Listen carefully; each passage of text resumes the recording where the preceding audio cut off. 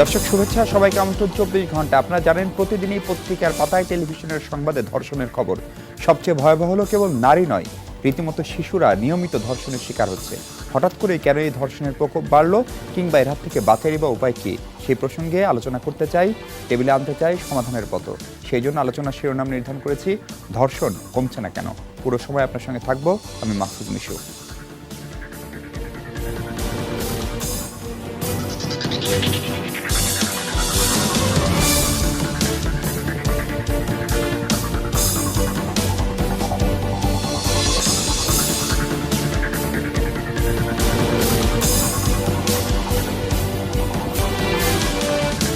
দর্শক, ধর্ষণ প্রসঙ্গে কথা বলবো আমরা, সেজন্য আমাদের সঙ্গে স্টুডিওতে আছেন বাংলাদেশ পুলিশের এআইজি, কমিউনিটি পুলিশিং এর দায়িত্বে যিনি জনাব সোহেলি ফেরদৌস পিপিএম। আমাদের সঙ্গে আছেন ঢাকা বিশ্ববিদ্যালয়ের ক্লিনিক্যাল সাইকোলজি বিভাগের শিক্ষক অধ্যাপক ডক্টর মাহমুদুর রহমান, এবং আছেন আইনজীবী সুপ্রিম কোর্টের ব্যারিস্টার রাসনা ইমাম। আপনাদের তিনজনকে স্বাগত আজকের 24 ঘন্টায়।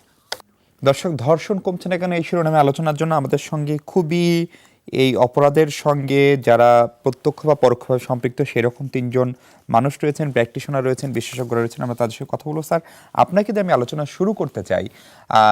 আমার খুবই বড় যে প্রশ্ন, এখন অনেক পরিসংখ্যান আমার কাছে আছে যে কোন দিন কতটা হচ্ছে, এই সংখ্যাগুলো তো আসলে খুব বেশি ম্যাটার করে না, কিন্তু সামহাও ধর্ষণটা বেড়েছে আমাদের সমাজে, এবং দুই অর্থে বেড়েছে। একটা হচ্ছে সংখ্যায় বেড়েছে, প্রকৃতিগতভাবেও আমাদের কাছে মনে হচ্ছে একটু বিভৎসতা, বিশেষ করে শিশুদের, নারী কন্যা কিংবা ছেলে শিশু, তাদেরকে মেরে ফেলা হচ্ছে। এমনকি নারী এবং গণধর্ষণের সংখ্যাও বাড়ছে। আপনি মনস্তত্ত্ব নিয়ে কাজ করেন, এই ধর্ষকদের মনস্তত্ত্ব কি? কারণ ধর্ষিতার মনস্তত্ত্ব খোঁজার কোনো সুযোগই নাই, কারণ তার কোনো অপরাধ নেই। আমাদের সবচেয়ে ভালো হতো যদি আমরা যারা ধর্ষক ওদেরকে যখন পুলিশরা অ্যারেস্ট করে তখন যদি আমাদেরকে স্টাডি করার সুযোগ দেওয়া হতো।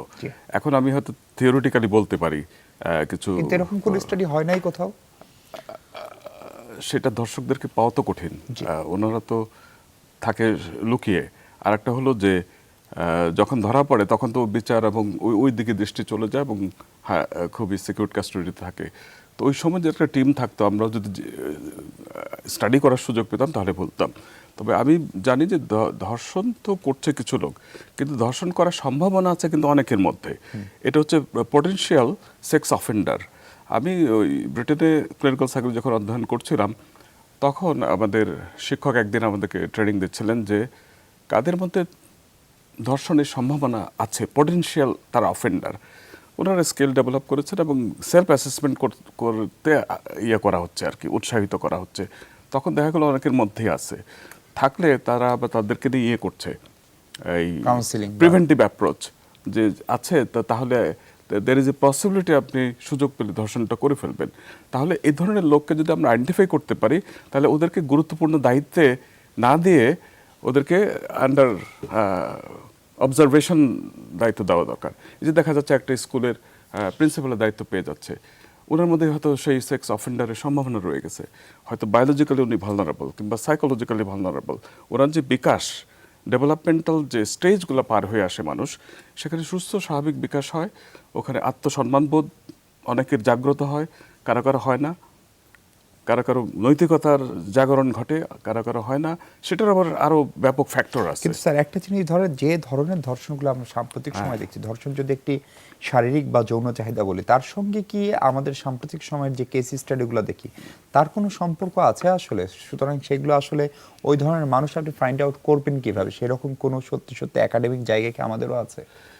সেটা গবেষণা করে তো বের করা সম্ভব যে একটা হচ্ছে সুস্থ স্বাভাবিক বিকশিত হচ্ছে কিনা আমাদের মানুষগুলো, তারপর হচ্ছে পরিবেশগত ব্যাপার। আপনি পাওয়ারের একটা যদি ইমব্যালেন্স থাকে এবং ও যদি মনে করে যে আমি ধর্ষণ করে পার পেয়ে যাব, আমি এমনভাবে জিনিসটাকে সাজাবো, ওই যে ক্রিমিনালিটির যে ইয়েটা, কনসেপ্টটা, যে lack of moral development, ethical development হলে কি হচ্ছে, অন্যের প্রতি আমি বিভৎস হতে পারি, তখন আমি ক্রিমিনালিটির দিকে চলে যাচ্ছি। তো এই যে কী পরিমাণ মানুষ যাচ্ছে, কেন যাচ্ছে, সেটা আর একটা কিন্তু গবেষণার ব্যাপার এবং পলিসিগত ব্যাপার। আমরা কেবলমাত্র বাইরের শক্তি দিয়ে, পুলিশি ফোর্স দিয়ে এটাকে থামাবো তা তো না। পুলিশ ফোর্স আসছে ঘটনা ঘটার পরে, তো ঘটনা ঘটার আগে যেন আমার হয়, সুস্থ স্বাভাবিক বিকাশটা হয়, সেটা এনশিওর করার জন্য তো আমার স্কুল, আমার পরিবার, আমার সমাজ উপযুক্ত পরিবেশ পরিস্থিতি তৈরি করতে হবে, সেটাকে আমরা দিতে পারছি?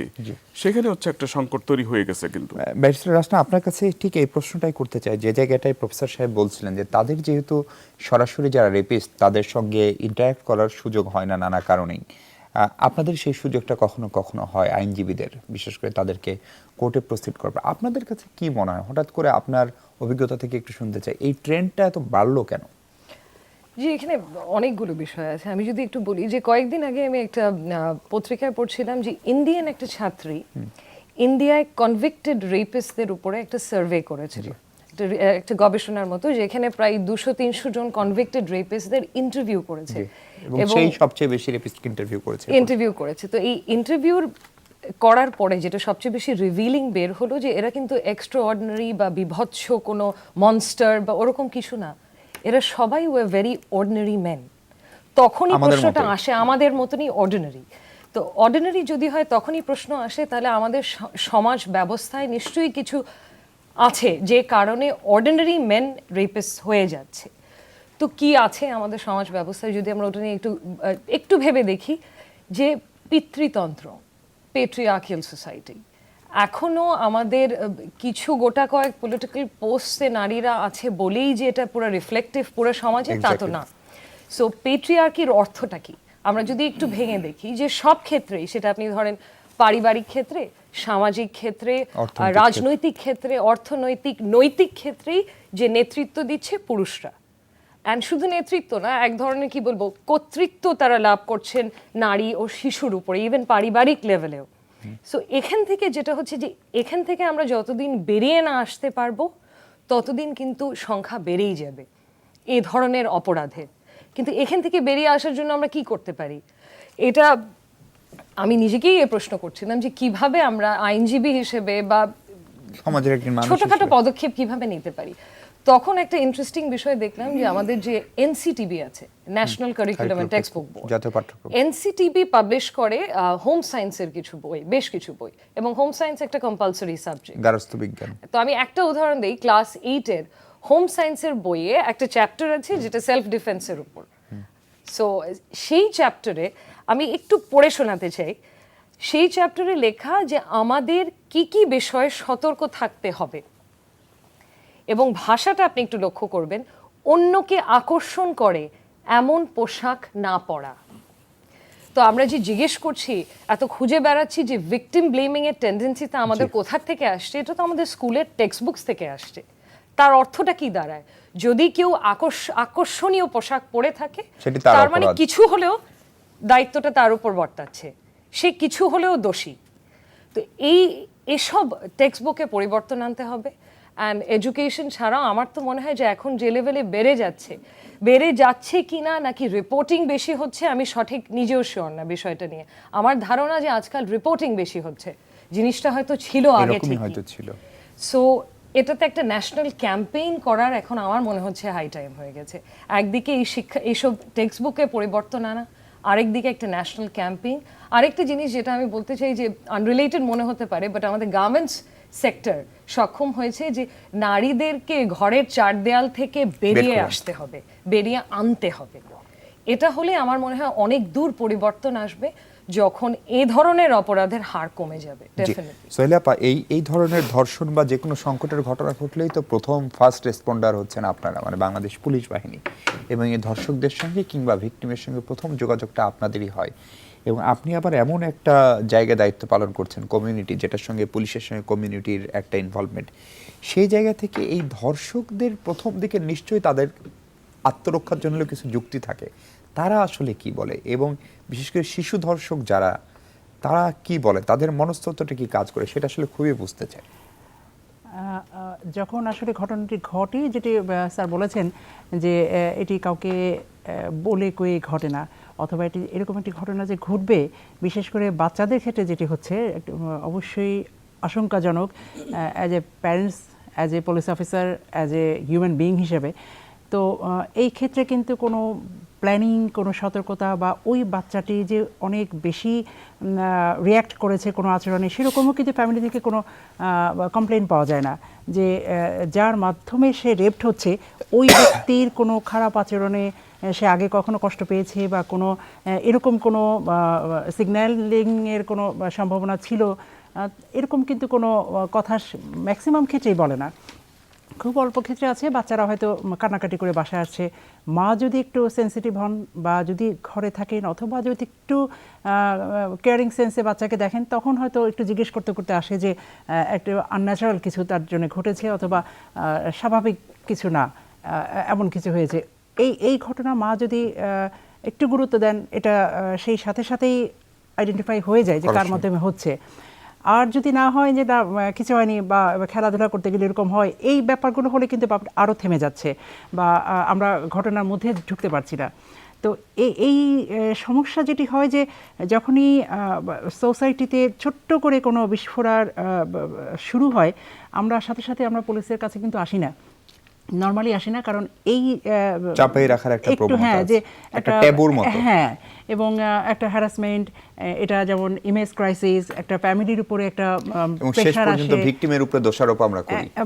এবং বিশেষ করে বাচ্চাদের ক্ষেত্রে যেটা হয় যে এই বাচ্চাটি বড় হবে এবং মেয়ে শিশু অবশ্যই, এর ভবিষ্যৎ তো অন্ধকার হয়ে যাচ্ছে, সে যার মাধ্যমে যে ঘটনাই ঘটুক না কেন, এটা যেন এই যে একটা চেপে যাওয়ার টেন্ডেন্সি, এইটার থেকে আসলে বের হয়ে আসাটাই মেইন ব্যাপার।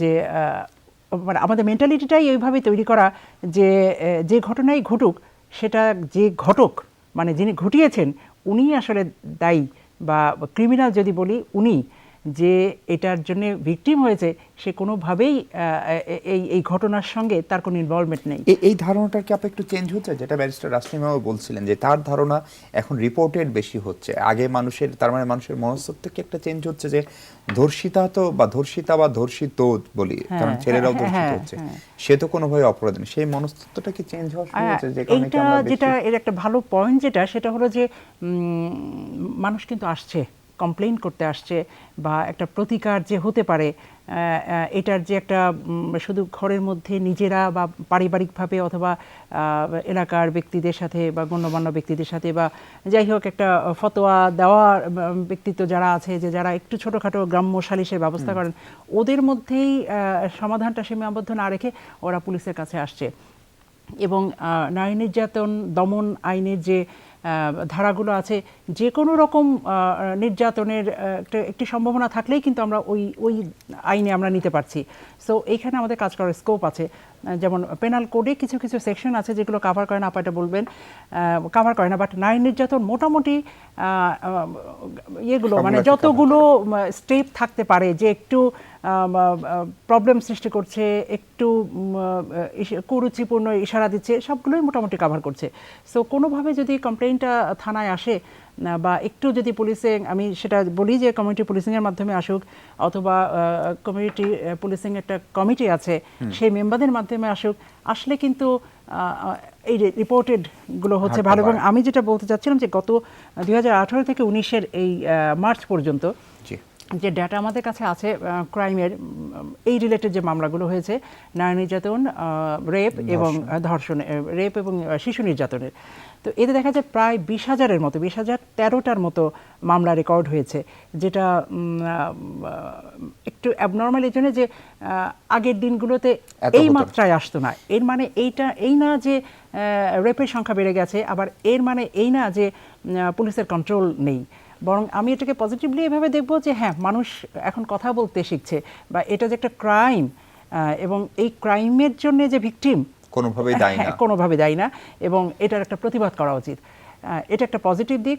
এবং আমি আমার পুলিশ পার্সপেক্টিভ থেকে বলবো যে পুলিশের উপর একটি আস্থাও তৈরি হচ্ছে, কিছু বিচ্ছিন্ন ঘটনা আছেই, তারপরেও আমি বলবো যে রিপোর্টেড যেহেতু হচ্ছে এবং থানা শরণাপন্ন হচ্ছে এবং মামলার কনভিকশনের রেটও ভালো, আমরা মামলার ম্যাক্সিমাম এই 20,000 মামলার মধ্যে প্রায় 15,000-এরও বেশি মামলা আমরা চার্জশিট দিয়েছি।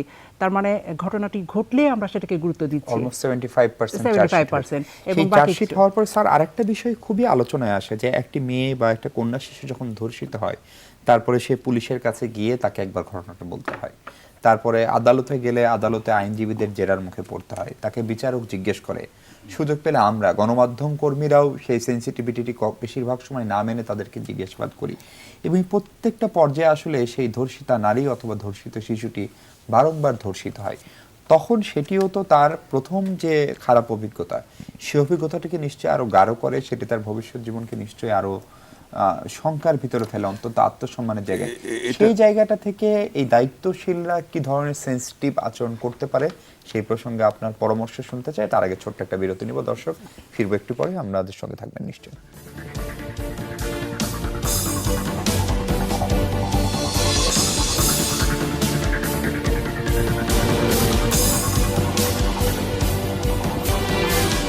দর্শক অনেক ধন্যবাদ সঙ্গে থাকার জন্য। ধর্ষণ কমছে না কেন, সেই প্রসঙ্গে আলোচনা করছি আমরা। ক্লিনিক্যাল সাইকোলজি বিভাগের শিক্ষক প্রফেসর মাহমুদুর রহমান স্যার আছেন আমাদের সঙ্গে। আপনার কাছে প্রশ্ন ছিল, একটি শিশু বা একজন নারী যখন ধর্ষিত হয়, তারপরে তাকে প্রথমত তার পরিবারকে জানানো, আত্মীয় স্বজনকে জানানো, তারপরে সে অনুযায়ী পুলিশকে জানানো, কখনো কখনো এলাকায় সালিশ হয় সেখানে জানানো, তারপরে কোর্টে গেলে তার নিজের আইনজীবীকে জানানো, বিপক্ষের আইনজীবীকে জানানো, আদালতকে জানানো, কখনো কখনো গণমাধ্যমকে জানানো, এবং এই প্রত্যেকটা প্রক্রিয়ায় আসলে সেই শিশুটি বা নারীটি বারবার ধর্ষিত হয়, এটা হচ্ছে অনেকে বলেন। এই জায়গা থেকে এবং খুবই দায়িত্বশীল লোকজনদের দ্বারা হয়, পুলিশ দ্বারা হয়, সাংবাদিক দ্বারা হয়, আইনজীবী দ্বারা হয়, বিচারকদের দ্বারা হয়। এটা আসলে বারবার দূষিত হয়। কথাটা হচ্ছে যে রিএক্সপেরিয়েন্স করে, যে যা ঘটেছিল ওটা বলতে গিয়ে আবার মেমোরিতে আসে, আবার ইমোশনটা জাগ্রত হয়, সেটা একটা ট্রমাটিক একটা এক্সপিরিয়েন্স। তো এটা কমাবার জন্য আমাদের সিস্টেমটাকে ইয়ে করতে হবে। তো এখানে যদি একটা আমরা ইন্ট্রোডিউস করতে পারতাম যে কোনো একজন ট্রেন পার্সন একবারই করবে এবং ওইটি সাক্ষী হিসাবে ইয়ে হবে, যেমন চাইল্ড অ্যাসেসমেন্ট যারা করতে পারে, সাইকোলজিস্ট হতে পারে, পুলিশও যদি সেখানে ওনারাও পারবেন, তো সেভাবে ওনাদেরকে ট্রেনিং দিতে হবে। তাহলে তো ওইটা করে তাহলে আমার জানা দরকার ফ্যাক্টস এবং রিয়েলি কী ঘটছে, এবং তার উপর যেই চাপটা তৈরি হয়েছে ওটাকে রিকভারির জন্য কিন্তু আমাকে তার সাইকোলজিক্যাল সাপোর্টটাও পাশাপাশি দিতে হবে। দিয়ে এনশিওর করবো যে কোর্ট যেন অ্যাকসেপ্ট করে, ওকে এসে বলতে হবে না যে ফ্যাক্টটা ইনভেস্টিগেট করলো তার সাক্ষীটাই যথেষ্ট, যে ওইটা কে ভ্যালিড হতে হবে। এরকম মডেল কি পৃথিবীর কোথাও আছে? আছে, খুব সম্ভবত আমরা ইয়ে করবো, তাহলে এক্সপ্লোর করে আমরা কম্পারেটিভ স্টাডি করতে পারি কোথায় কি আছে।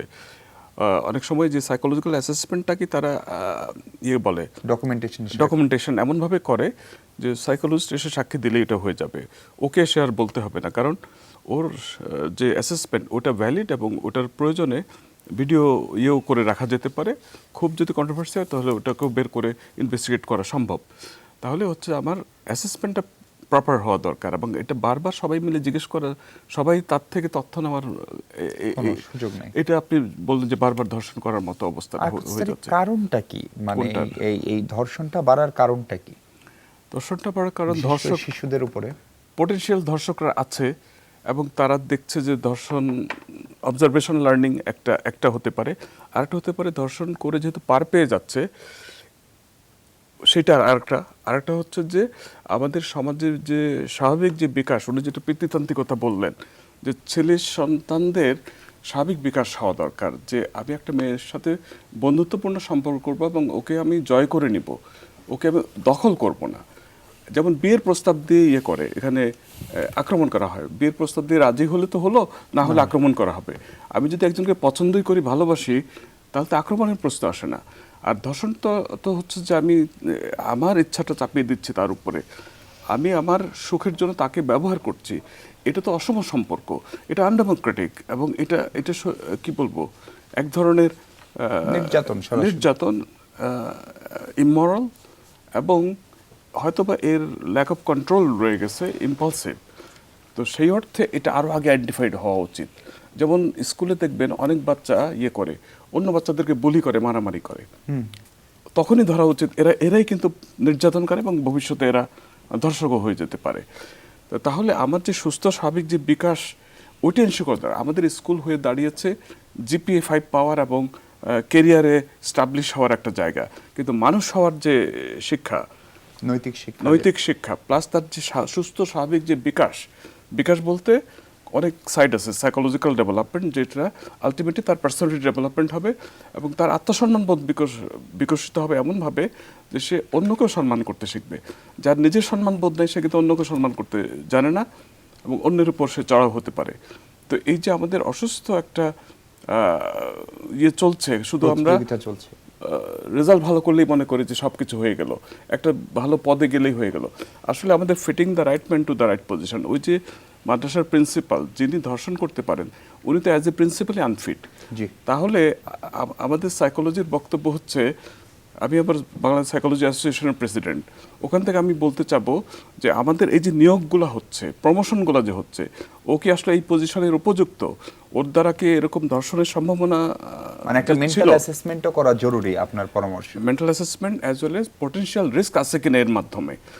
যেমন আর্মিতে কাদেরকে না হয় আইএসএসবির মাধ্যমে 4 দিন রাখা হয়, ওখানে কিন্তু তার ব্যক্তিত্ব দেখা হয়, সে আর্মির উপযুক্ত কিনা ওটা দেখা হয়, এবং তার আইকিউ টেস্ট করা হয়, প্লাস আদার সাইকোলজিক্যাল অ্যাসেসমেন্ট করে একটা সিদ্ধান্তে আসা হয়। তো আমাদেরও এই যে গুরুত্বপূর্ণ পদগুলোতে সিলেকশনের সময় সাইকোলজিক্যাল অ্যাসেসমেন্টগুলো এমনভাবে করা দরকার যে তার ভিতরে নৈতিকতার সেই হ্যাঁ সেলফ কন্ট্রোলটা তার আছে কিনা, একটা সিচুয়েশনে একটা নারী তার কাছে নিরাপদ কিনা, বিশেষভাবে নারীদেরকে যারা ডিল করে, সেটা একটা হয়তো পলিসিগতভাবে চালু করা দরকার। ভালো একটা সাজেশন। আমাদের নীতি নির্ধারকরা নিশ্চয়ই আলোচনাটি শুনছেন। ব্যারিস্টার রাশমি ইমাম, ধর্ষণের সম্পর্কে আমাদের প্রচলিত কিছু ধারণা রয়েছে। বিশেষ করে আগে ধারণা করা হতো যে মাদ্রাসায় শুধু ছেলেমেয়েরা ধর্ষিত, এখন আমরা দেখছি আমাদের একদম মূলধারার স্কুল, কলেজ, বিশ্ববিদ্যালয় সেখানেও ধর্ষণের শিকার হচ্ছে, পেশাগত জায়গায় ধর্ষণের শিকার হচ্ছে। এখন প্রশ্ন হচ্ছে যে এই যে সম্ভাব্য ধর্ষক যারা, এবং স্যারও বলছিলেন যে ধর্ষণের প্রধান কারণ সম্ভবত তারা দেখেন যে পার পেয়ে যায়। এই পারটা কেন পেয়ে যায়? পুলিশ, আপনারা তো হচ্ছেন লাস্ট স্টেপ, মানে পুলিশ আসামিকে নিয়ে এসে চার্জশিট দিয়ে আপনাদের কাছে দিচ্ছে, এটা কি আমাদের কোনো আইনি সীমাবদ্ধতা না অন্য কোনো ঝামেলা? আইনি ডেফিনেটলি কিছু সীমাবদ্ধতা আছে। যেরকম মামলা ধরেন শুরু হয়ে গেল, তারপরে কি দেখা যাচ্ছে এখানে, এটা অ্যাকচুয়ালি কানেক্টেড। আপনি এর আগে কিছুক্ষণ আগে বলছিলেন যে প্রোটেকশনের কথা, যে ভিকটিম এবং উইটনেস এদের সুরক্ষা দেওয়ার কোনো কি কি ব্যবস্থা আছে, এটার সাথে এটা রিলেটেড। কারণ একটা মামলা করার পরে আমি আদালতকে দোষারোপ করলেই তো হবে না যে উনি ছেড়ে দিল কেন। আদালত is bound by the law, এবং আইন অনুযায়ী এভিডেন্স অন রেকর্ডে যা থাকবে তার উপরে আমার সিদ্ধান্ত দিতে হবে। এখন এভিডেন্স যদি সাফিসিয়েন্ট না থাকে, আমি সিদ্ধান্তটা দেব কিভাবে এর বিরুদ্ধে বা ওর ফেভারে? তো এভিডেন্সটার সমস্যাটা কোথায় দেখা দিচ্ছে? দেখা দিচ্ছে যে উইটনেস প্রোটেকশন কোনো প্রোগ্রাম বাংলাদেশে নেই, উইটনেস প্রোটেকশন কোনো আইনও বাংলাদেশে নেই। এবং এই কারণেই যে ধরেন আমার মামলায় মেইন উইটনেস হওয়ার কথা, কিছুদিন পরেই দেখা যাচ্ছে যে সে হস্টাইল উইটনেস হয়ে যাচ্ছে, যে হঠাৎ করে আমার বিরুদ্ধে এভিডেন্স দেওয়া শুরু করছে। এবং এটার কারণ হচ্ছে যে সে হুমকির শিকার হচ্ছে, তার কোনো ধরনের প্রোটেকশন বা সুরক্ষা নিশ্চিত করা নেই, আইনে নেই, সরকার পক্ষ থেকে নেই। তো এটাতে যেটা আমাদের অনেক কিছু শেখার আছে সেটা হচ্ছে 2017-তে ইন্ডিয়ান সুপ্রিম কোর্ট একটা নোটিশ জারি করেছে স্টেট লেভেল সব গভর্নমেন্টদের কাছে, যে একটা ন্যাশনাল উইটনেস প্রোটেকশন প্রোগ্রাম তৈরি করার জন্য। তো আমাদের ওরকমই একটা পদক্ষেপ দরকার, মেবি কোর্ট থেকে দরকার বা সরকার থেকে একটা আইন প্রণয়ন করা দরকার, যেটা উইটনেস এবং ভিকটিম প্রোটেকশনটা দিচ্ছে। এখন ভিকটিম প্রোটেকশনের কথাটা একটু বললে হয় যে আমাদের যে আইনটা আছে, নারী ও শিশু নির্যাতন দমন আইন, এখানে কিন্তু ভিকটিমের কিছু দূর প্রোটেকশন এনশোর করা আছে।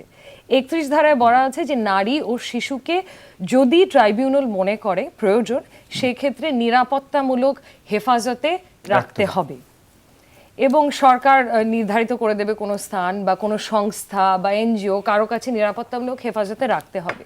কিন্তু এখানে আমরা ভিকটিমদের কথা বলছি, উইটনেসদের কথা কিন্তু কোথাও বলা নেই। তো কারেন্টলি উইটনেসদের জন্য কোনো ধরনের প্রোটেকশন নেই। তো এটা একটা দিক যেখানে আমার মনে হয় আমাদের সিরিয়াসলি দেখা উচিত, যে একটা ল থাকা উচিত, একদম সুনির্দিষ্ট একটা ল উইটনেস প্রোটেকশনের জন্য। ধর্ষণের মতো ঘটনায় একদম সাক্ষী লাগবেই, ডেফিনেটলি লাগবে, সব কিছুতেই তো লাগবে। কারণ জাজ সাহেব তো হ্যাঁ আই উইটনেস থাকাটা বেশিরভাগ ক্ষেত্রেই হয়তো থাকে না, কিন্তু সার্কামস্ট্যান্সিয়াল এভিডেন্স দেওয়ার যে ওই তারিখে, ওই দিনে, ওই সময়, এই জায়গায় দেখা গেছে, এটা প্রমাণ করার জন্য তো আমার কিছু উইটনেস লাগবে।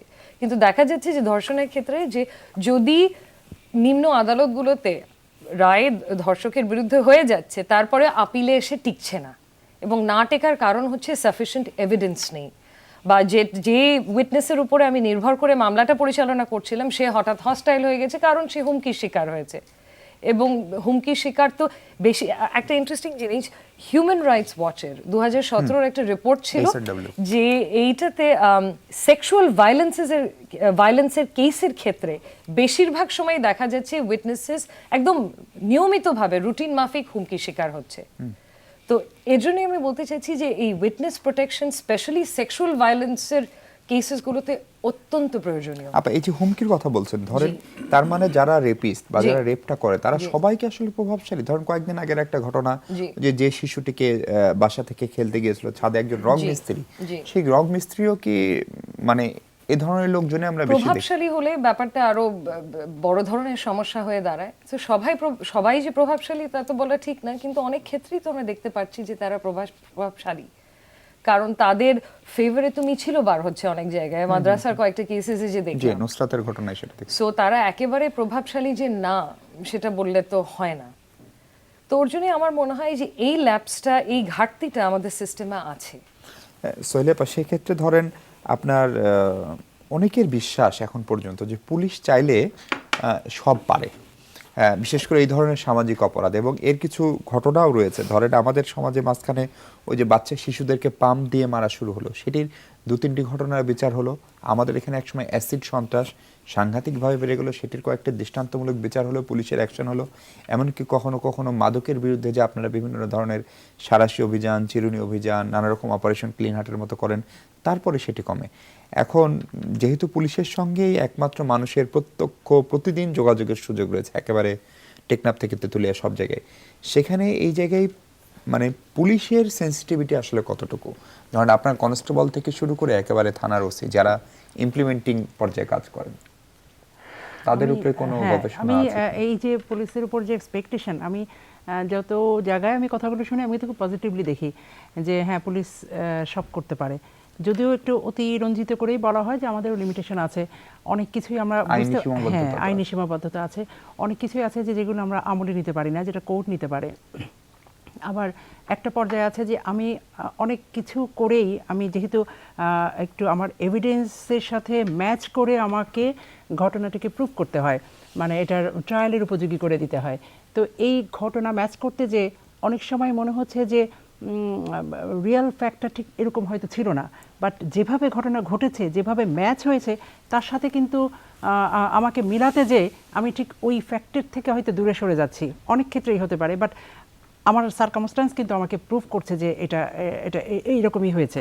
তো এই ক্ষেত্রে কিন্তু আমাদের আর একটা বড় আশ্রয় থাকে জাজমেন্টের উপরে, যে ওইখানে নিশ্চয়ই ক্রস করার একটা স্কোপ আছে। ওইখানে দুই পক্ষে আমাদের যেমন ক্রস করার একটা জায়গা থাকে না, আমরা যখন আসামিকে পাই তাকে অ্যারেস্ট করতে হয় এবং আমাদেরকে তখন সেন্ট আপ করতে হয়। তো আবার রিমান্ডে নিয়ে আসার পরে তখন তার কথাবার্তা কী হবে, কোন সেন্সে কথা বলবে, 164-এ যেতে যদি হয় সেক্ষেত্রে সে যে কথাগুলো বলছে পরবর্তীতে ট্রায়ালে সেই কথাগুলোই সে বহাল রাখবে, অথবা ফাইনালি সে যে আবার অন্যরকম কথা বলবে না, সব কিছুই কিন্তু একটা ডিলেমা থাকে, একটা আনসার্টেনিটি থাকে। তো এই ক্ষেত্রে সবটুকুই যে শেষ ভরসা তখন থাকে জাজমেন্টের উপরে। তো যেটি কথা হচ্ছে যে হ্যাঁ পুলিশ অবশ্যই একটা বড় আস্থার জায়গা, এবং যেখানে একটা রিফর্ম থাকে, যেখানে আইন থাকে, যেখানে একটা এম্পাওয়ারমেন্টের ব্যাপার থাকে, সেখানে মানুষের আস্থা অবশ্যই বেশি থাকবে, এটা খুবই স্বাভাবিক। এবং আমরা আমাদের পক্ষ থেকে যেটা করছি যে আমরা বিভিন্ন থানাগুলোতে, সবগুলোতে সম্ভব হয়নি, আমরা নারীবান্ধব পুলিশিংয়ের জন্য আমরা একটা সার্ভিস ডেলিভারি সেন্টার খুলছি, হেল্প ডেস্ক খুলছি, এবং এখনও পর্যন্ত বাংলাদেশ পুলিশে ফিমেল অফিসারদের সংখ্যা 7%, আমি কনস্টেবল টপ আউট বলছি। তো 7% মানে 100-এর মধ্যে 7%, এটা এতই সামান্য একটা সংখ্যা যে সবগুলো থানাতে কিন্তু আমাকে প্রোভাইড করা সম্ভব হচ্ছে না। আবার যে প্রবলেমটা হয় যে রিমোট থানাগুলোতে আমি একজন লেডিকে কিন্তু দিতে পারছি না, ওর অ্যাকোমোডেশনের ব্যাপার থাকে, ওর একটা সিকিউরিটি, ওর একটা কোম্পানি, ওর একটা ইজিনেস কমফোর্টের একটা ব্যাপার থাকে। তো সেখানে আমি 2-5 জনকে দিতে গেলে তাহলে আবার অন্যগুলোতে এই জন্য মানে টান পড়ে যায়। তো এই জন্যেই বাংলাদেশে এই যে প্রায় 650-র মতো যে থানাগুলো আছে সবগুলো কিন্তু আমরা প্রোভাইড করতে পারছি না। বাট আমরা কিন্তু এই জেন্ডার সেন্সিটাইজ করার জন্য আমরা কিন্তু কাজ করছি। আপা আরেকটা প্রশ্ন আপনাকে করতে চাই, আমি জানি না আপনি উত্তর দিতে পারবেন কিনা। সেটি হচ্ছে এই ধর্ষণের যে ঘটনাগুলো, বিশেষ করে বাসে টাসে যেগুলো আমরা গণধর্ষণ দেখছি, সেগুলো তো একটা সংঘবদ্ধ চক্র করে, তারা নিশ্চয়ই আগে থেকে পরিকল্পনা করে। কিন্তু এই সাম্প্রতিক সময় এরকম মামলাও কি আপনারা পাচ্ছেন যে এটা ধরেন কোনো একটা প্রভাবশালী গোষ্ঠী, তারা শুধু রাজনৈতিকভাবে প্রভাবশালী হতে হবে তা না, অর্থনৈতিকভাবে, সামাজিকভাবে তারা সিদ্ধান্ত নিয়ে কাউকে ধর্ষণ করছে? এটা সংখ্যা খুব কম, খুবই কম। মানে আমরা রিসেন্ট যেটা ওই যে নুসরাতের ঘটনাটি, ওটাও আমরা দেখি যে এখানেও কিন্তু ঘটনাটি একটা ঘটনার প্রেক্ষিতে আরেকটি ঘটেছে। মানে ওকে যে পোড়ানো হয়েছে বা যে ঘটনাটি ঘটেছে সেটা কিন্তু একটা ঘটনা চাপা দেওয়ার জন্যই করা হয়েছে। সো আগে থেকে কিন্তু প্ল্যান ছিল না নুসরাত থেকে মেরে ফেলা হবে। ও যদি মুখ বন্ধ রাখতো, অন্য অনেক ঘটনাগুলো যেমন ঘটেছে, না এটা পরে আমি বলতে চাচ্ছি যে নুসরাত, হ্যাঁ মানে শুরুতেই নুসরাতকে মেরে ফেলার মতো করে প্ল্যান কিন্তু করা হয়নি। এই ঘটনা ঘটার পরে নুসরাত যখন প্রতিবাদ করতে গেছে, যখন কমপ্লেন করতে গেছে, তখনই একটা প্ল্যানিং আসছে, আমি সেটা বলতে চাচ্ছি। তো এইভাবে যখন বাসে বা এরকম পাবলিক ট্রান্সপোর্টগুলোতে যখন কোনো ঘটনা ঘটে, তখন যে একটা সংঘবদ্ধ বা একটা অর্গানাইজড ক্রিমিনাল বাসে উঠে যে কাজ করছে, এটা কিন্তু না। ম্যাক্সিমাম ক্ষেত্রে এটা তাৎক্ষণিকভাবেই ব্যাপারটি ঘটে থাকে। কারণ আজকে যে বাসে ঘটনাটি ঘটছে, আগামীকাল বা আগামী 1 সপ্তাহ বা 2 সপ্তাহ পরে ওই বাসে ওই লোকরা যে কাজ করছে, এটা কিন্তু কখনোই দেখা যায়নি, এরকম সিমিলারিটি আসেইনি। যখনই কোনো এরকম পাবলিক প্লেসে অথবা এই জাতীয় ঘটনা ঘটছে, এটা এককভাবে ওই এলাকায় ওই ঘটনা ওই সময় হয়েছে। এটা কিন্তু কোনো সিমিলারিটি আর কোথাও পাওয়া যাচ্ছে না যে এই ব্যক্তির দ্বারা আগেও এরকম ঘটনা ঘটেছে। সেই ক্ষেত্রে আমরা ওই যে ওর মোরাস অপয়েন্ট হিসেবে দেখতে পারি যে ওদের ন্যাচারই এরকম যে পাবলিক প্লেসগুলোতে তারা ওই অ্যাট্রাকশন ফিল করে, অথবা তারা এখানে ক্রাইম করে মজা পায়, বা এখানে ক্রাইম করে তারা হাইড করতে পারবে নিজেদেরকে, এইরকম একটা ব্যাপার। এটা কিন্তু তখন অন্য সেন্সে চলে আসে বা অন্য একটা স্টাডির একটা ক্লু পাওয়া যায়। বাট এরকম কিন্তু দেখা যায়নি যে একই ব্যক্তি ক্রমাগতভাবে বাসেই রেপ করছে। সেক্ষেত্রে আপা এই সমস্যা থেকে নিশ্চিতভাবে আমাদের মানে মুক্তি পেতেই হবে, আমাদের নিজেদের অস্তিত্বের সাথে, আপনার আমার সন্তানের সাথে, সমাজের সাথে। এই প্রশ্ন যখন আমরা যে কাউকেই করি, সেটা সরকারের লোকজন হোক, আইনজীবী হোক, শিক্ষক হোক, পুলিশ হোক, সবাই পারিবারিক সচেতনতা, সামাজিক সচেতনতা, গণমাধ্যমের দায়িত্ব ইত্যাদি ইত্যাদি বলেন, কিন্তু সেগুলো কোনোটাই কি খুব একটা স্যার কাজ করছে? আর যদি কাজ করে বা না করে, সত্যিতে এই সমস্যাটা এইভাবে যদি চলতে থাকে, তাহলে আমাদের এই যাবতীয় যে অর্থনৈতিক অগ্রগতি, আমাদের যে ভিশন, আমাদের যে উন্নত দেশ হওয়ার সরকারের পরিকল্পনা, বাংলাদেশের 50 বছর পূর্তির যে পরিকল্পনা, সবকিছুতে আসলে নষ্ট হয়ে যাবে। এবং আশপাশের অনেক ছোট ছোট দেশ, ধরেন ভুটান বলি, নেপাল বলি, সেখানেও নারীরা সম্ভবত এত বেশি অনিরাপদ বোধ করে না যতটা আমাদের মেয়েরা করে। এখান থেকে স্যার আমরা বের হব কিভাবে? সেই সমাধানের পথ কি হতে পারে, সেটি নিয়ে আপনার কথা শুনবো। তার আগে আবারও বিরতি, ফিরবো একটু পরে, আমাদের সঙ্গে থাকবেন নিশ্চয়ই।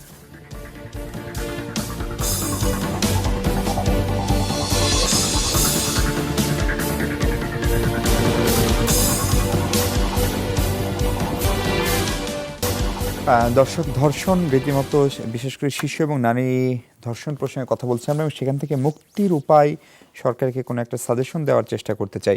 স্যার, আপনার কাছে প্রশ্ন ছিল যে কিছু কথা আমরা খুবই শুনি যে বাবা মাকে সচেতন হতে হবে, সন্তানকে যত দূর সম্ভব চোখে চোখে রাখতে হবে, এবং অনেক অবাস্তব ধরনের সাজেশন আমরা কখনো শুনি। 24 ঘন্টা একটি শিশুকে নিশ্চয়ই চোখে চোখে রাখা কোনো বাবা মার পক্ষে সম্ভব না, এবং পরিবারের খুব কাছের লোকজন দিয়েও তারা এ ধরনের নিগ্রহের শিকার হচ্ছে। সত্যি স্যার, এই সংকটটা সমাধানে কি করা উচিত যেটা বাস্তবসম্মত? সুস্থতার চর্চা করতে হবে। আমরা তো এখন অসুস্থতার চর্চা করছি নানাভাবে, এটা বুঝিও না যে কিভাবে যে করছি। আমরা যেমন বাচ্চাদেরকে সুস্থভাবে যদি বিকশিত হতে দেই, তার সমস্ত ফ্যাকাল্টিগুলো ডেভেলপ যদি করে, তাহলে কি হবে? সে একটা আদর্শ শক্তিশালী মানুষ হবে, ওরা ধর্ষক হবে না তখন। এখন আমি মেয়ে শিশুকে একভাবে বড় করছি, ছেলেটাকে ছেড়ে দিচ্ছি, নেকড়ের মতো ছেড়ে দিলাম। তাহলে সামাজিক দৃষ্টি, ছেলের বাবা মারা একেবারে চিন্তিতও না, এটা একটা অদ্ভুত ঘটনা। তারা মনে করে যে ছেলেটার কোনো দোষই নাই। না, চিন্তিত হওয়া উচিত। কারণ আমি মানুষ হিসাবে তারা বিকশিত হোক। মানুষ বলতে তার যে মেন্টাল ফ্যাকাল্টিগুলোর সর্বোচ্চ বিকাশ হবে, কেবলমাত্র বুদ্ধি কিংবা লেখাপড়া শিখলে হবে না। তার আবেগের বিকাশ, তার ইমোশনাল ম্যাচুরিটি, তার সোশ্যাল স্কিল এবং সোশ্যাল দায়িত্ববোধ, সেই সাথে নৈতিকতার যে মান, সেটা বাড়তে হবে। তাহলে কি হবে? সে একটা রেসপন্সিবল মানুষ হলে আরেকজনের সাথে তার সম্পর্কটা হবে সুন্দর সম্পর্ক। তো ওইটার চর্চা লাগবে, প্লাস কমিউনিটি একটা গড়তে হবে। আমরা এখন কমিউনিটি বিহীন, কেবল পরিবারের উপর দিলে হবে না। ওই এলাকার কমিউনিটির মধ্যে একটা জানাশোনা এমনভাবে থাকবে যে এটি একটা সিকিউরিটির হিসাবে কাজ করবে। তো এই কমিউনিটি প্যারেন্টিং দরকার, যে বাচ্চাদেরকে দেখার দায়িত্ব শুধু বাবা মার না, কমিউনিটির যারা মুরব্বী প্যারেন্ট কিংবা even big brother big sister লাগবে। আমি বিদেশে দেখেছি যে টাই করে দেয় যে কে কার বিগ ব্রাদার। আমাদের এখন বাচ্চা তো কমে গেছে, একটা দুইটা বাচ্চা, তাদের ভাই বোন কোথায় পাবে? Responsible big brother big sister লাগবে। অনেক সময় আমি শুনি যে ড্রাগ এডিক্টরা বিগ ব্রাদার থেকে গাঁজা খাওয়া শিখে। বরং আমরা ভালো কিছু দেওয়ার মতো বিগ ব্রাদার চাই, বিগ সিস্টার চাই, যারা দেখে রাখবে, মাঝে মাঝে এলাকায় মিলিত হবে, একত্রে চা নাস্তা খাবে এবং একজন একজনকে চিনবে। তাহলে হবে কি, পটেনশিয়াল ধর্ষক যারা, তারাও কিন্তু জানবে যে এই এলাকার লোক ঐক্যবদ্ধ আছে, ধর্ষণ কমে যাবে। কিন্তু কমিউনিটির সাইকোলজি বলি আমি এটাকে। জি, তো কমিউনিটিতে কারা কোথায় কি সমস্যা আছে সেগুলোকে আমরা সার্ভিস দেব। সিঙ্গেল মাদার, ওল্ড পিপল কিংবা হ্যান্ডিক্যাপ পারসন, ওদেরকে নিয়ে আমরা একটা কমিউনিটি সেন্টারে মিট করব, মাঝে মাঝে সবাই আসবে এবং কার কী সমস্যা শুনবে। আমাদের দেশে এই জিনিসটা জায়গা নাই। আমি কানাডায় দেখেছিলাম যে ওই যে চার্চে তারা রোববারে যে মিট করে, এরপরে তারা সামাজিক আলোচনা করে যে কার কী সমস্যা এবং কি কে হেল্প করতে পারে। যুক্তরাষ্ট্র জঙ্গি হামলার পরে এই ধরনের ঘটনা আমরা দেখেছি কমিউনিটি এঙ্গেজমেন্ট। তা আমাদের কমিউনিটিটাকে জাগ্রত করতে হবে। এলিনেটেড কে কোথায় আছে, খেলো কি না খেলো কোনো খবর নাই, তার উপর কারো কোনো থ্রেট আছে কিনা সেটার খবর নাই, এবং তখন কষ্ট করে পুলিশ পর্যন্ত যেতে হয়। পুলিশও কমিউনিটির অংশ হিসেবে কাজ করতে পারে। তো এইভাবে কমিউনিটি পুলিশিং যেমন আছে, আমি চাচ্ছি কমিউনিটি সাইকোলজি করি আমরা। কমিউনিটিটাকে এমনভাবে তৈরি করব, অনেক সময় আমাদের দেখা যায় কমিউনিটির মধ্যে মারামারি হয়ে যাচ্ছে। ওই দিন হলে, এই হল এবং সেই হলে একটা ইউনিভার্সিটিতে মারামারি হলো।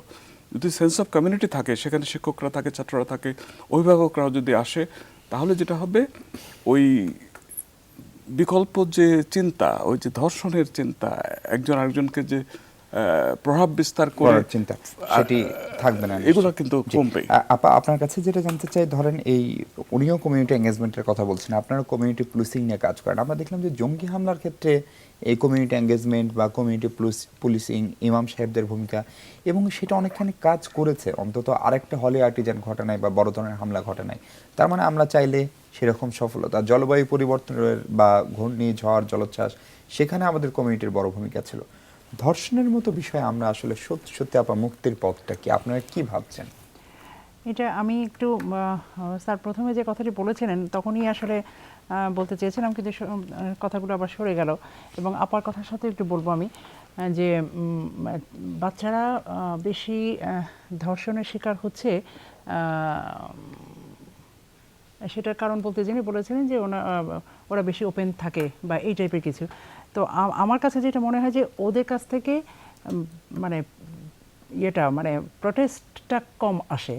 যে অ্যাডাল্ট একটা পার্সন যেমন, তাকে রেপ করতে গেলে সে একটা চিৎকার দিতে পারে, যদি মিউচুয়ালি ব্যাপারটা না ঘটে। অনেক ক্ষেত্রে আমরা যে রেপের কেসগুলো পাই, ফেক হয়, ঘটনাগুলো অন্যরকম ঘটে, বাট যেটাই হোক সেটা রেপের পর্যায়ে আসে। তো তারপরেও তো মিনিমাম কোনো ইয়েটা থাকবে না, মানে প্রোটেস্টটা আসে না। তো এটা সহজেই তাকে ম্যানেজ করা যায় বলে আসলে কিন্তু বাচ্চারা বেশি ভিকটিম হচ্ছে। তো এইটার জন্যে ফ্যামিলির তো একটা ভূমিকা আছেই। তারপরেও যেহেতু বাচ্চা, ও তো মুভ করবেই, 24 ঘন্টা ফ্যামিলির কেয়ারে থাকবে না। এইটার জন্য আপা যেটা বলছিলেন যে এটা খুব ভালো যে মহিলারা বের হয়ে আসুক বা মেয়েরা বের হয়ে আসুক।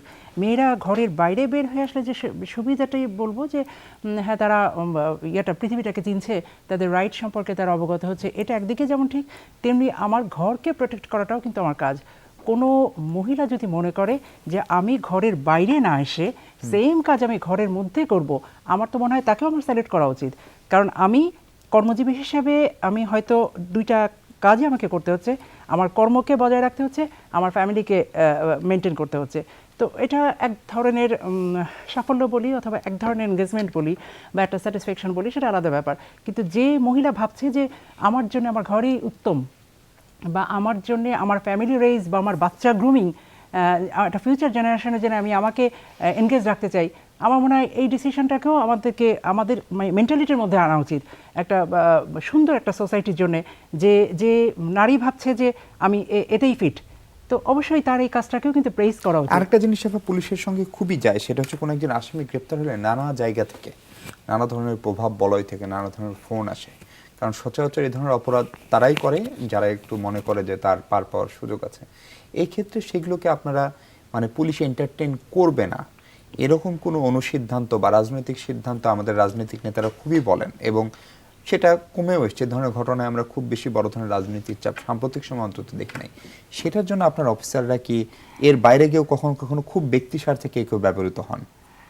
এটাও যে বলেছে যে এটা একদম যার যার পার্সোনাল ব্যাপার, আসলে সে কিভাবে তার জবটাকে বা তার পার্সোনাল ম্যাটারগুলোকে সে ওভারকাম করবে অথবা সেটাকে ফোকাস করবে, একদম ডিপেন্ড করে পার্সন টু পার্সন একদম। এবং আমরা সবসময় বলে থাকি, বাংলাদেশ পুলিশ প্রধান থেকে শুরু করে আমরা সবাই বলে থাকি যে এত বড় একটা বাহিনী, এই বাহিনীর প্রত্যেকটা পার্সনের দায়িত্ব কিন্তু পুলিশ বাহিনী নেবে না। যার যার ইন্ডিভিজুয়াল কাজের দায়িত্ব তার, যার যার ইন্ডিভিজুয়াল রেসপন্সিবিলিটিও তার। সো কেউ যদি কারোর পার্সোনাল কিছুকে যদি সে ফোকাস করতে থাকে, সে সেটা করতেই পারে এবং তার জন্য সে যে পানিশড হচ্ছে না বা ডিপার্টমেন্ট থেকে যে কোনো ব্যবস্থা হচ্ছে না সেটা কিন্তু না। তো এটা দেখে অন্যরা সতর্ক হতে পারে, এটা একটা ব্যাপার। আরেকটা যেটা হলো যে প্রভাবের কথা যেটা বলবো, এটা কিন্তু আমি শুধু বাংলাদেশের মতো একটি আমরা কেবল উন্নতির দিকে যাচ্ছি, হ্যাঁ, এইরকম একটা কান্ট্রির জন্য, একটা ওভার পপুলেটেড যেখানে জনসংখ্যা বেশি কিন্তু সম্পদ কম সেই সেন্সে এবং সুযোগ কম। তো এইখানে তো একটা ক্রাইসিস এবং একটা পজিশনের জন্য, একটা সুযোগের জন্য কিন্তু একটু কম্পিটিশন বেশি হয়। এখানে ক্রাইম রেটটাও অন্যদের তুলনায় একটু বাড়বে। ওয়েদার একটা ব্যাপার, যেখানে আমরা খুব বিদেশে যেগুলো দেখি আমরা, উইন্টার এত বেশি থাকে যে ঘরে বাইরে মুভ করা যাচ্ছে না। সেই ক্ষেত্রে কিন্তু ক্রাইম রেট ঘরের মধ্যেই থাকছে, ওইরকম করে বাইরে কিন্তু মুভ করছে না, সেখানে আলাদা প্রিপারেশন নিয়ে যেতে হচ্ছে। বাট আমাদের জন্য সব কিছুই এত বেশি ইজি। তো এইটার জন্য বলবো যে হ্যাঁ, হুমকি থাকবে, প্রভাব থাকবে, তারপরেও আমার কাছে যেহেতু আইন আলটিমেট কাজটা কিন্তু আমিই করতে পারি। জি জি আপা, একদম শেষ সময় আমরা আপনার কোনো সাজেশন, এই ধর্ষণের হাত থেকে আমরা আসলে মুক্তি পেতে চাই, আমাদের শিশুদেরকে অন্তত রক্ষা করতে চাই। জি জি আমি আইনের ব্যাপারটাই বলি যে আইনগত দিক থেকে আমাদের যেটা দরকার, আমি আগেও বলেছি যে উইটনেস প্রোটেকশন একটা আইন দরকার সুনির্দিষ্ট, এটা ছাড়া একটা উইটনেস প্রোটেকশন প্রোগ্রাম দরকার। আর তাছাড়া হচ্ছে দ্রুতভাবে ট্রায়াল এবং দ্রুতভাবে আপিল দরকার। দ্রুত ট্রায়ালের ব্যবস্থা অলরেডি আইনে আছে, যেখানে বলা আছে যে 180 দিনের মধ্যে বিচার কার্য সমাপ্ত করতে হবে, কিন্তু দ্রুত আপিলের কথা বলা নেই। হাইকোর্টে যে আপিলটা হবে ওটা কতদিনের মধ্যে বিচার কার্য সমাপ্ত করতে হবে এ ব্যাপারে কিছু বলা নেই। তো মেবি এটাতে একটু পরিবর্তন আনা আইনে, যে একটা সময় নির্ধারিত করে দেয়া। আরেকটা জিনিস আছে যে এই দ্রুত ট্রায়ালের ব্যাপারে কিন্তু আইনের জবাবদিহিতার একটা প্রভিশনও আছে। তার অর্থ হয়েছে যে 180 দিনের মধ্যে যদি সমাপ্ত না হয়, সেই ক্ষেত্রে কারণগুলো লিপিবদ্ধ করে সুপ্রিম কোর্টের কাছে একটা প্রতিবেদন জমা দিতে হবে ট্রাইব্যুনালে, এবং সুপ্রিম কোর্ট সেটা পর্যালোচনা করে দেখবে যে কোন ব্যক্তির কারণে এই দেরিটা হচ্ছে এবং তার বিরুদ্ধে ব্যবস্থা গ্রহণ করতে পারবে। তো এরকম একটা আপিলের ক্ষেত্রেও ইন্ট্রোডিউস করা যায়, যাতে আপিলটাও দ্রুত শেষ হয়। আরেকটা জিনিস আমি বলবো যে রেসপন্সিবল জার্নালিজম, যেটা না টাচ করলে হয় না, যে আমাদের দায়িত্বশীল সাংবাদিকতা। তার অর্থ হচ্ছে আমাদের আইনে দেয়া আছে কিন্তু যে এই নারী ও শিশুর উপর এই অপরাধগুলো, এইটা কিভাবে রিপোর্ট করতে পারবেন, এমনভাবে রিপোর্ট করতে হবে সংবাদপত্রে বা সংবাদ মাধ্যমে যাতে করে তার পরিচয় প্রকাশ না হয়। কিন্তু বেশিরভাগ রিপোর্টের ক্ষেত্রেই কিন্তু উল্টোটা হচ্ছে। তো এটা তো পুরোপুরি বেআইনি, আইনের এটাতে কোনো নেই, অ্যাম্বিগুইটি নেই, খুব স্পষ্ট করে আইনে বলা আছে। তো এখানেও আই গেস সাংবাদিকতারও কিছু ব্যাপার আছে, আরও রেসপন্সিবিলিটি আনতে হবে সাংবাদিকতার মধ্যে। এবং আরেকটা জিনিস আমি একটু টাচ করতে চাচ্ছি, সেটা হচ্ছে গিয়ে অনেক জায়গায় পত্রপত্রিকায় দেখছি মৃত্যুদণ্ডের কথা বলা হচ্ছে। এখানে কিন্তু দুটো জিনিস দেখতে হবে, মৃত্যুদণ্ড যারা চাইছে তারা কিভাবে জাস্টিফাই করছে। একটা হচ্ছে রেট্রিবিউশন, যে প্রাপ্য। আরেকটা জাস্টিফিকেশন হচ্ছে মৃত্যুদণ্ড যদি শাস্তি হয় সেক্ষেত্রে সেই অপরাধের হার কমে যাবে। এইখানে আমি কিছু বলতে চাই যে পুরো বিশ্বে বিশেষজ্ঞরা কিন্তু বাই এন্ড লার্জ বলছে যে মৃত্যুদণ্ডের সাথে অপরাধের হারের সম্পর্ক নেই। মৃত্যুদণ্ড দিলেই যে অপরাধের হারটা কমে যাবে তা নয়। তো সেটাকে একটা সলিউশন হিসেবে দেখা হচ্ছে, সেটা কোনো সলিউশন নয়। আমাদের নানা ধরনের, কিন্তু শাস্তির মাত্রা তো বাড়তে পারে, শাস্তির মাত্রা বাড়তে পারে, কিন্তু মৃত্যুদণ্ড দিয়ে কোনো লাভ হবে না, হারটা কমবে না, যেটা আমি বলতে চাচ্ছি। আরেকটা হচ্ছে যে প্রথমে যেটা আমি বলছিলাম যে আমাদের সমাজ ব্যবস্থায়, যে এগুলো তো আমি বলছি যে ঘটনাটা ঘটে যাওয়ার পরে কি করা যায়, বাট প্রিভেন্টেটিভ মেজার্স হিসেবে আমরা তো সমাজ ব্যবস্থায় যে মাইন্ডসেট চেঞ্জটা আনতে হবে, পিতৃতন্ত্র থেকে যে বেরিয়ে আসতে হবে, সেটা শিক্ষা ব্যবস্থার মাধ্যমে ওই হোম সায়েন্স টাইপের বই টইয়ে পরিবর্তন আনতে হবে, এবং তাছাড়া একটা ন্যাশনাল লেভেলে ক্যাম্পেইন অত্যন্ত প্রয়োজনীয়। জি, এই ব্যাপারে। আমাদের নীতি নির্ধারকরা নিশ্চয়ই সেসব বিষয়ে আলোচনাগুলো শুনে সিদ্ধান্ত নেব। অনেক ধন্যবাদ ব্যারিস্টার রাসনা, অনেক ধন্যবাদ প্রফেসর মাহমুদ, অনেক ধন্যবাদ এআইজি সোহেলি ফেরদৌস। দর্শক, আমাদের প্রত্যাশা একটাই, আমাদের সব সন্তান, আমাদের সব মানুষ, বিশেষ করে নারী এবং শিশুরা যেন নিরাপদে থাকে, আর সেটিই হতে পারে একটি দেশের অগ্রগতির, অগ্রযাত্রার প্রধানতম মাপকাঠি। কারণ সব অগ্রযাত্রায় ব্যাহত হতে পারে মানুষের নিরাপত্তা বিঘ্নিত হলে। সে বিষয়ে আমাদের আইনশৃঙ্খলা বাহিনী, আমাদের নীতি নির্ধারক, আমাদের রাজনীতিবিদ সবাই নিশ্চয়ই সর্বোচ্চ অগ্রাধিকার দিবেন। সেই প্রত্যাশাই শেষ করছে আজ। ভালো থাকবেন সবাই, থাকবেন যমুনা টেলিভিশনের সঙ্গে।